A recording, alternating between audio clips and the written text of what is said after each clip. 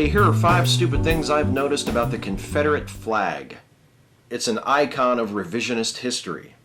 Many defenders of the Confederate flag cry out against what they see as an attempt to deprive them of their history. And yet, the continued presence of the Confederate flag in our culture is itself a product of the most pernicious act of historical revisionism in American history. If you claim to hate revisionist history, and yet you cherish the romantic myth of the Southern lost cause with its noble Confederate generals leading courageous troops under the banner of the Southern Cross, then you're either dishonest or you don't know what the fuck you're talking about. Because that flag was not a symbol of bravery or freedom. It was a symbol of white supremacy. And it always has been. The Confederacy was founded on the principle of white supremacy and took up arms against the rest of the United States to maintain the white supremacist institution of slavery. Confederate apologists can try to twist the facts all they like to make it seem as though the Civil War was fought over states' rights or northern aggression, but it all comes back to the fact that the white folks in the South were willing to die and kill in order to preserve their right to own the black folks. And by the way, in 1860, there were 4 million black folks in the U.S. living in a state of slavery, a number that rivaled the white populations of several southern states. So remember that the next time some lost causer tries to tell you that, slavery wasn't even that widespread, and it was only a few wealthy Southerners who owned slaves. 4 million people. It's a standard of terrorists.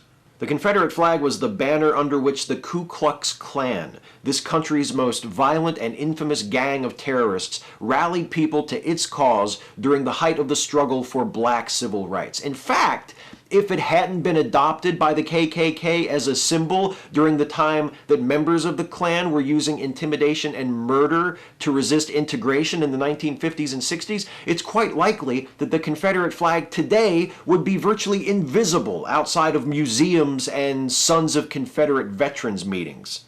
Instead, the flag is a common sight not just in the South, but throughout the United States. And everywhere it's displayed, it's an expression of hate.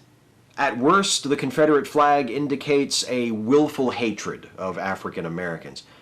At best, it indicates an indifference to the bigotry and subjugation the flag symbolizes.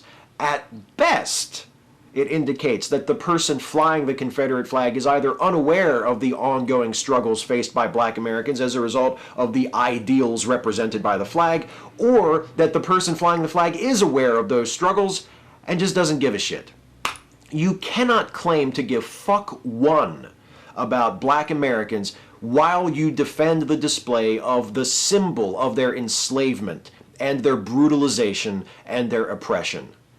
Some defenders of the Confederate flag complain that it's not fair to tar them as racists because to them the flag doesn't symbolize racism, it symbolizes their heritage. Yes, a heritage that included their ancestors going to war to protect their right to own the ancestors of millions of black Americans. You don't like being called racist? Take down your racist fucking flag. It's a sign of how far we have yet to go. How can anyone seriously doubt that despite the strides we've made, the U.S. remains a deeply racist country? It's 2015, and we're still arguing about this. We're still debating with one another over whether or not it's appropriate to publicly display the flag of the army of the Civil War that fought for slavery. Does this sound like a nation that has faced up to its history of slavery and lynching and segregation? Does this sound like a country that is taking responsibility for its legacy of white supremacy? The Civil War has been over for 150 years. Isn't it about time we lowered the flag of the losing side? The hardest part is only picking 5. Catch you next time.